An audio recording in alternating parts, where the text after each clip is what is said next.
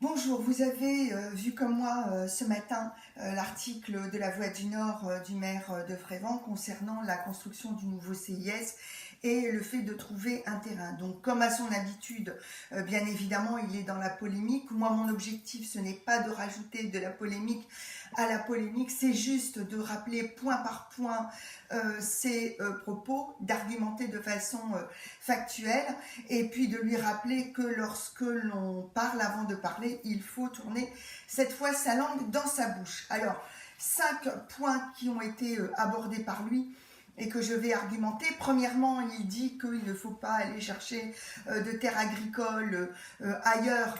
Eh bien, il est jugé parti puisqu'il fait allusion à certaines terres à la sortie de Frévent, direction Ligny, qu'il cultive. Donc, rappelez quand même que lorsqu'on est élu, on doit travailler dans l'intérêt général et non dans l'intérêt particulier. Deuxièmement, il aborde les terres du Mont.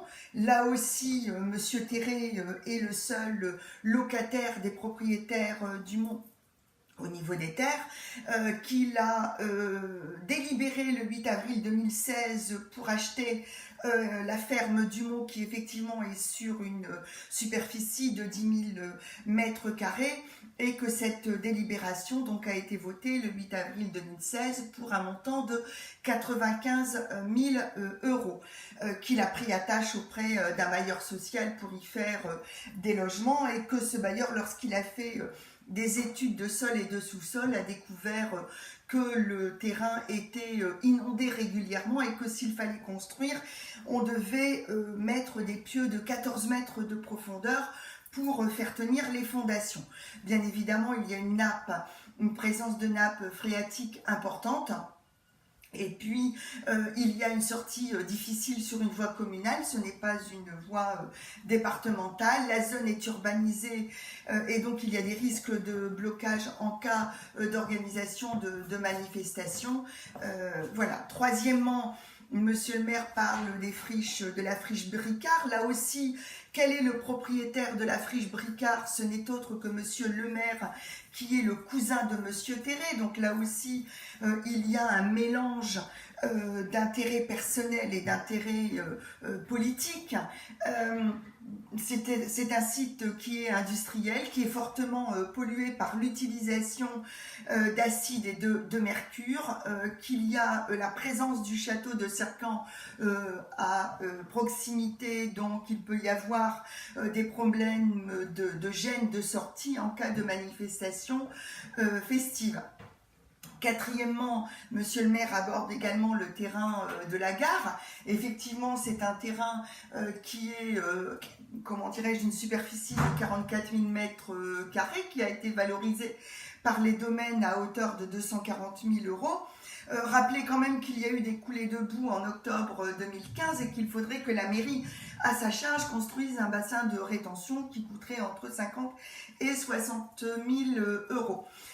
Qu'effectivement les gendarmes vont a priori construire une nouvelle gendarmerie à peu près sur 7000 mètres carrés, mais je rappelle quand même qu'il y a que ce terrain est inondable et qu'il y a donc nécessité de créer un bassin de rétention pour récupérer les eaux de ruissellement du bassin versant provenant des terrains agricoles de Monsieur Terré, que les travaux de voirie sont importants également pour accéder à cette voirie communale, car il s'agissait avant d'une départementale 115 qui a été déclassée et qui est tombée dans la voie communale.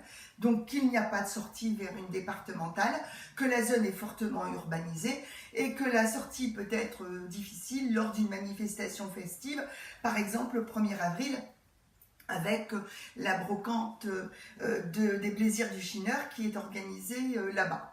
Et puis cinquièmement, rappelez quand même que pour la construction d'un centre d'incendie et de secours, premièrement, il ne rend pas des services à la population que sur une commune, mais sur plusieurs communes alentours. Et puis, il faut également que les salariés, qu'ils soient professionnels et volontaires, pompiers volontaires, puissent avoir un accès rapide.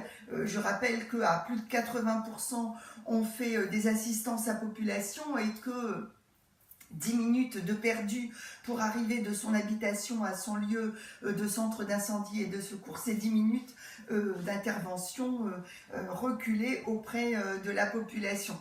Et puis, bien évidemment, il ne faut pas avoir des abords à proximité d'un bourg-centre trop pour ne pas gêner les riverains et puis les commerçants. Et puis, à titre d'exemple, vers Ligny, c'est la départementale 941 qui est une deuxième catégorie et qui est un accès direct.